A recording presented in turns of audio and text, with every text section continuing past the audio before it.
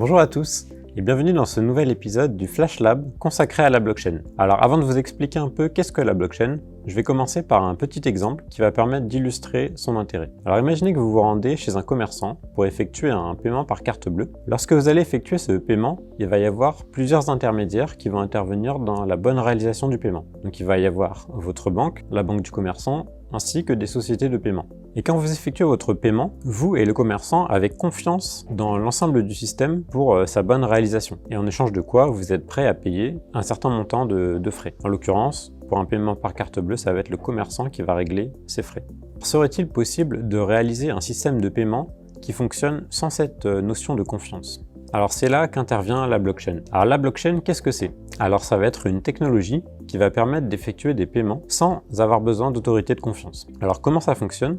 Donc la blockchain, elle se base sur un système décentralisé.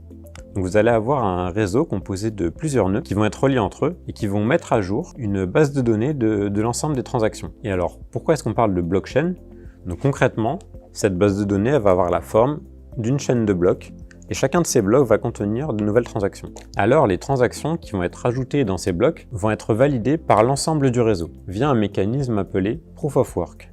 Alors pour rentrer un peu plus dans le détail, ça va être chacun des nœuds qui va être en compétition pour produire un bloc contenant les dernières transactions.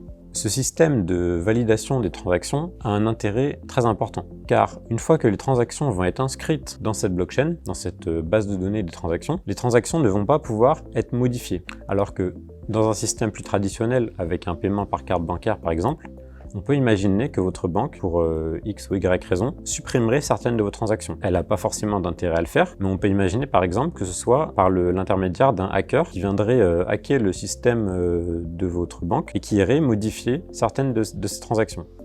Dans une blockchain, ces actions sont rendues impossibles. Donc c'est une des caractéristiques principales de la blockchain, c'est le fait de ne pas pouvoir modifier ces transactions. Un deuxième intérêt de la blockchain, c'est qu'on a un système qui fonctionne sans autorité de confiance. C'est-à-dire que la validation des transactions ne repose pas sur une ou plusieurs entités. Elle repose sur l'ensemble du système. Un autre intérêt de la blockchain est que l'ensemble des transactions est traçable. On a accès à l'ensemble des transactions de cette base de données et on peut vérifier que les transactions sont bien effectuées. Donc la blockchain est un système qui comporte de nombreux avantages. C'est un système très résilient. Cependant, la validation des transactions se fait via un mécanisme qui est très coûteux en énergie. Car comme on l'a vu, l'ensemble des nœuds sont en compétition pour ajouter les nouveaux blocs, et donc l'utilisation d'une blockchain entraîne une consommation énergétique très élevée. De plus, si on veut utiliser une blockchain dans le contexte des marchés financiers, on va être confronté à plusieurs difficultés. La première de ces difficultés est que les données inscrites y sont complètement publiques, c'est-à-dire qu'on a un problème vis-à-vis de la confidentialité des données clients. Par ailleurs, la capacité de stockage des blockchains est assez limitée. Le stockage dans une blockchain a un coût assez élevé. Et de plus, l'aspect réglementaire, qui est très important dans le domaine des marchés financiers, apporte beaucoup de contraintes qui fait que la blockchain est une technologie qui est encore très peu utilisée. Alors pour résoudre ce problème de consommation énergétique, nous avons décidé au lab de Finaxis de travailler sur une blockchain à faible consommation énergétique. Et nous voulons créer une blockchain qui consomme peu d'énergie et qui réponde parfaitement aux exigences des marchés financiers.